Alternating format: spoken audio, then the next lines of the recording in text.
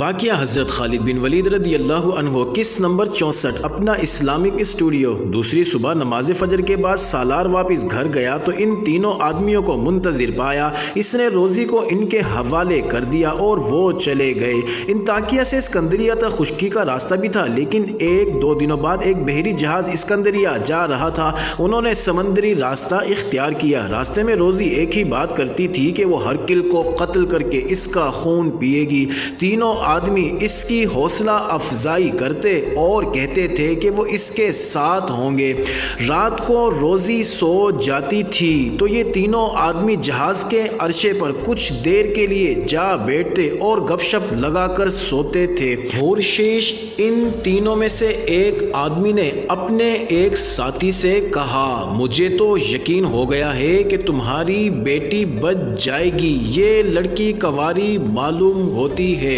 امید تو یہی ہے، ہورشیش نے کہا۔ میں نے تو اپنے آپ کو اس صدمے کے لیے تیار کر لیا تھا کہ میری بیٹی کی قربانی دے دی جائے گی۔ یہ تو خدا کی خاص مدد ہے کہ یہ لڑکی مل گئی ہے۔ ہمارا اسقف اس لڑکی کو قبول کر لے تو میں صدمے سے بچ جاؤں گا۔ بچ جاؤ گے، اس کے دوسرے ساتھی نے کہا۔ تمہیں خدائی مدد مل گئی ہے۔ روزی کو اپنے ساتھ لانے سے ہورشیش کا ایک بہت بڑا مسئلہ حل ہو گیا تھا۔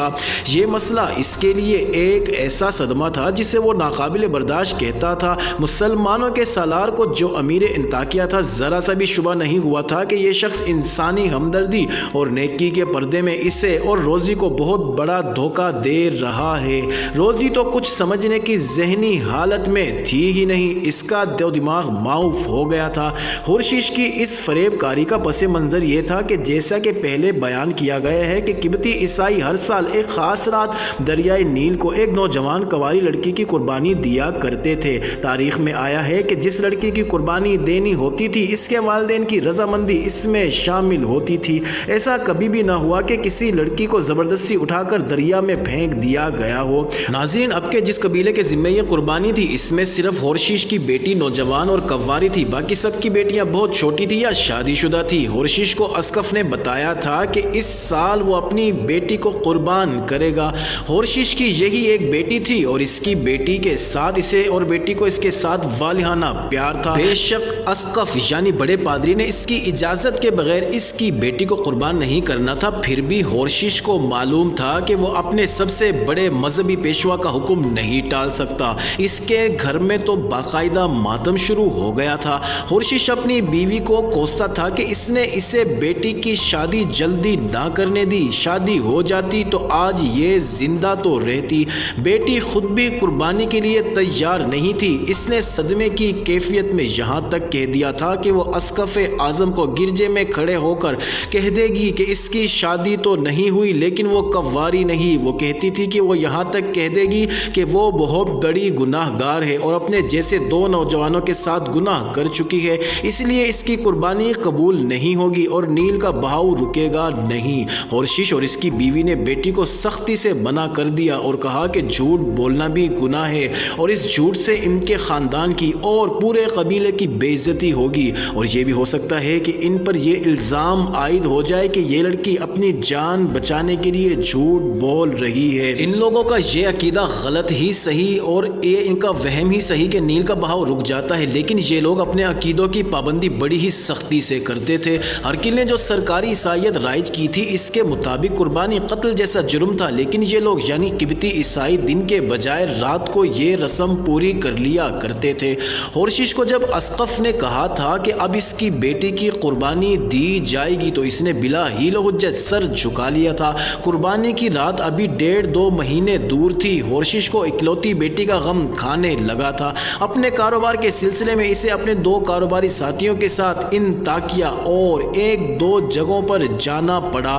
اس کے ساتھ ہی اس کا دل یہ کہہ کر بہلاتے رہے کہ وہ خدا کے نام پر بیٹیاں قربان کر رہا ہے اور یہ قربانی ایسی ہے جو بنی نوع انسان کی بھلائی کے لیے ہے، اسی لیے خدا اس کا غم خوشی میں بدل دے گا اور اسے اور نہ جانے کیا اجر ملے۔ لیکن ہورشیش پر کچھ اثر نہیں ہو رہا تھا اور وہ غموں کے بوجھ تلے کراتا ہی رہتا تھا۔ ناظرین، وہ اب اپنے کام سے فارغ ہو کر مصر واپس جا رہا تھا۔ جہاز کے انتظار میں اسے انطاکیہ میں رکنا تھا۔ اتفاق سے اسے پتا چلا کہ امیر انطاکیہ نے ایک بدروح یا ایک چڑیل پکڑی ہے تو وہ اپنے ساتھیوں کے ساتھ امیر انطاکیہ کے ملاقاتی کمرے میں جا بیٹھا۔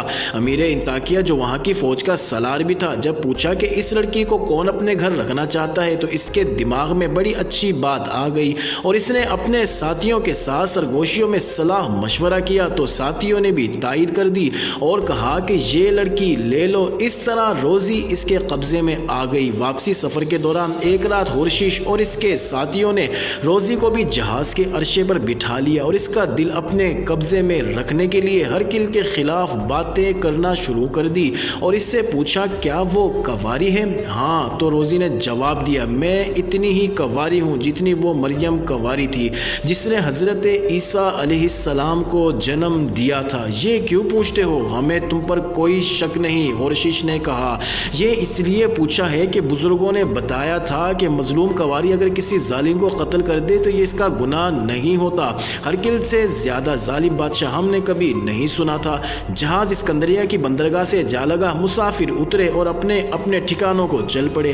ہورشیش اسکندریہ سے خاصی دور کسی گاؤں کا رہنے والا تھا۔ اس کی منزل دور تھی، اس لیے انہوں نے اونٹ کرائے پر لیے اور رات گہری ہو گئی تھی جب وہ اپنے گاؤں پہنچ گئے۔ ناظرین، اگلی صبح ہورشیش اپنے دونوں ساتھیوں کو ساتھ لے کر اس گاؤں پہنچا جو ان لوگوں کا مذہبی مرکز تھا۔ وہ سب سے بڑے مذہبی پیشوا جسے اسقف کہتے تھے سے ملا اور اسے یہ جھوٹا بیان دیا کہ انطاکیہ میں انہیں ایک قبطی عیسائی ملا تھا اور اس نے کہا کہ اس کا کاروبار بہت ہی خراب ہو گیا ہے اور نوبت فاقوں تک آ پہنچی ہے۔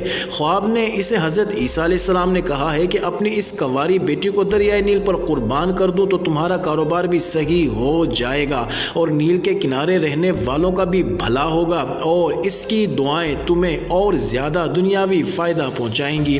ہورشیش کے ساتھی بھی اس کے ساتھ ہی گرجے میں بیٹھے ہوئے تھے۔ انہوں نے ہورشیش کی تائید کر دی اور بتایا کہ اس قبطی عیسائی نے اپنی بیٹی کو ان کے حوالے کر دی ہے۔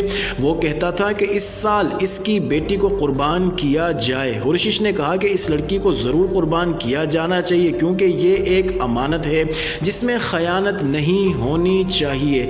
اسقف نے 2-4 سوال پوچھے اور کہا کہ لڑکی کو اس کے سامنے لایا جائے۔ اگلے روز روزی کو گرجے میں لے گئے اور اسقف نے اسے دیکھ کر صرف یہ پوچھا کہ وہ اپنی مرضی سے آئی ہے یا اسے زبردستی بھیجا گیا ہے۔ روزی نے کچھ بھی نہ سمجھتے ہوئے جواب دیا کہ وہ اپنی مرضی سے آئی ہے۔ روزی تو اپنے ہوش و حواس میں تھی ہی نہیں، وہ پورے خود اعتمادی اور خوشی سے بول رہی تھی جیسے اسے کوئی شک و شبہ نہ تھا۔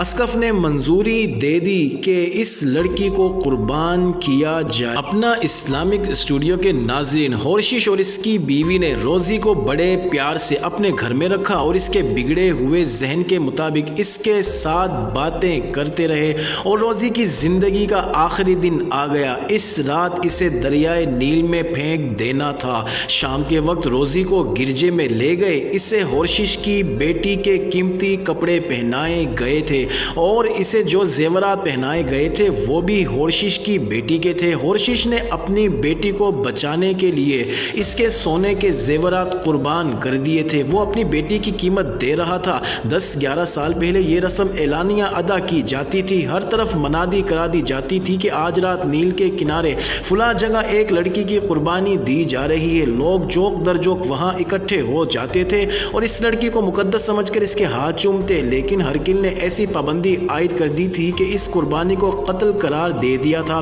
پھر بھی یہ لوگ چوری چھپے ہر سال یہ رسم ادا کر دیا کرتے تھے اور اس کا اعلان نہیں ہوتا تھا۔ روزی کو ایک جگہ جو بستیوں سے دور تھی دریائے نیل کے کنارے لے گئے۔ ہورشیش نے اسے بتایا تھا کہ دریا پر ایک کشتی ملے گی اور وہ اسے اس کشتی سے اسکندریہ تک لے جائے گا۔ اسقف وہاں موجود تھا اور قبیلوں کے 2-4 سردار بھی تھے۔ اسقف نے روزی پر خوشبودار پانی چھڑکا اور اس کے سامنے کھڑے ہو کر کچھ پڑھا اور پھر اس کے دونوں کندھوں پر باری باری انگلیاں رکھی اور پھر اس کے سینے پر انگلی رکھی اور اسے بازو سے پکڑ کر دریا کے کنارے لے گیا۔ وہاں کنارہ خاصا بلند تھا۔ پیچھے ہو کر اس نے روزی کو دھکا دیا اور وہ دریا میں جا پڑی۔ رات تاریک تھی۔ اسقف اور باقی لوگ ایک مذہبی گیت گنگنانے لگے اور دریا خاصا گہرا تھا لیکن بہاؤ میں تیزی اور تندی نہیں تھی۔ کبھی ایسا نہیں ہوا تھا کہ کوئی لڑکی دریا میں سے زندہ نکل آئی ہو۔ ہر وہ لڑکی جسے پھینکا جاتا تھا وہ ڈوب کر مر جاتی تھی، لیکن روزی کے معاملے میں میں کچھ اور ہی ہو گیا۔ روزی اپنے قبیلے کے سردار کی بیٹی تھی اور بڑی شوخ اور چلبلی لڑکی تھی۔ ان کی بستی کے قریب سے دریائے فرات گزرتا تھا۔ روزی اپنی 2-3 ہم جولیوں کو لے کر دریا پر چلی جاتی اور تیراکی کرتی تھی۔ جوں جوں بڑی ہوتی گئی وہ دریا میں آگے ہی آگے یعنی وسط میں جانے لگی۔ جہاں بہاؤ خاصا تیز ہوتا تھا وہ اونچے سے اونچے کنارے پر جا کر دریا میں کودا بھی کرتی اور تیر کر نکل آتی تھی۔ اس کے باپ نے یہ انتظام کر رکھا تھا کہ 2 آدمی اس کے اور اس کے ہم جولیوں کے ساتھ دریا پر بھیجا کرتا تھا تاکہ خطرے کے وقت لڑکیوں کو دریا سے نکالے۔ روزی کو نیل میں پھینک دیا گیا تو نہ جانے اسے کیسے کیسے خیال آئے ہوں گے، لیکن سب سے پہلا اور اہم خیال یہ تھا کہ دریا میں سے زندہ نکلنا ہے۔ وہ دریا میں گری تو سطح پر آنے کے بجائے پانی کے نیچے ہی تیرنے لگی اور کچھ دور چلی گئی۔ جب دم ٹوٹنے لگا تو پانی سے ابھری اور دوسرے کنارے کی طرف تیرنے لگی۔ تاریکی میں اسے کوئی دیکھ نہ سکا، دیکھتا بھی کون، اسے دریا میں پھینکنے والے وہاں سے چلے گئے تھے کہ پکڑے نہ جائیں۔ معزز ناظرین، جاری ہے اگلی ویڈیو، قسط نمبر 65 میں دیکھنا مت بھولیے گا۔